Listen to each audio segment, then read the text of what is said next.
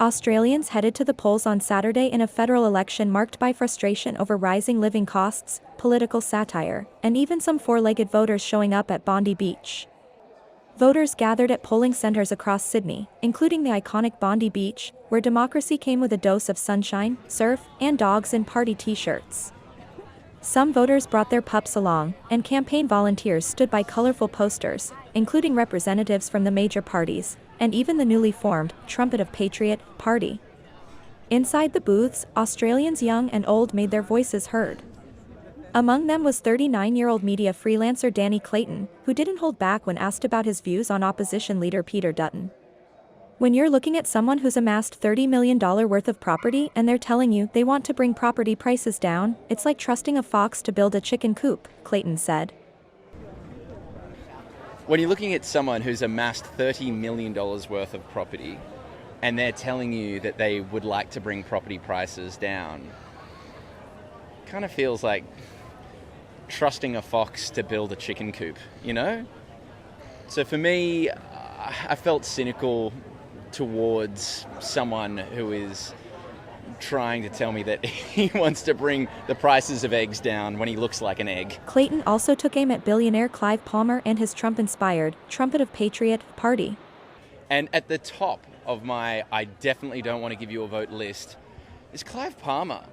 I mean, mate, stop texting my wife. What are you doing? You're not going to make anyone want to vote for you by hassling them late night, early mornings. He's like an ex that just doesn't get the picture, who just keeps just dropping you text after text. Anyway, those trumpets, I mean, they should call them the foghorns, quite frankly, because damn, they're just terrible. Voter Cecilia Ripnick shared her longtime loyalty to the Labour Party. "I don't believe in me, I believe in us as a nation," she said. "That's why I've always voted Labour."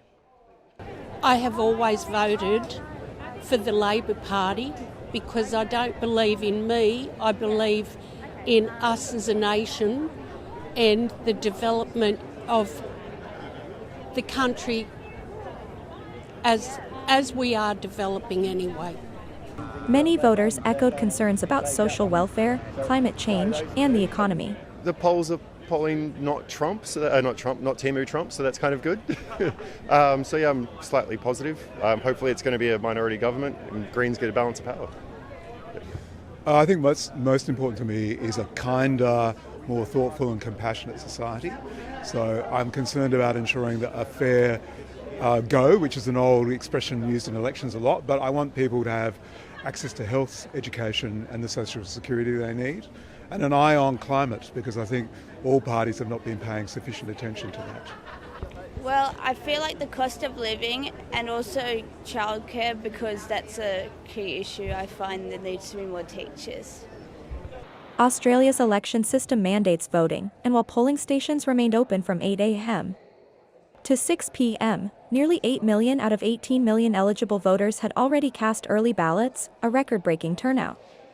As voters cast their ballots under clear skies, the election remains a contest not just of parties, but of values, fairness, stability, and the kind of leadership Australians want in a turbulent global climate.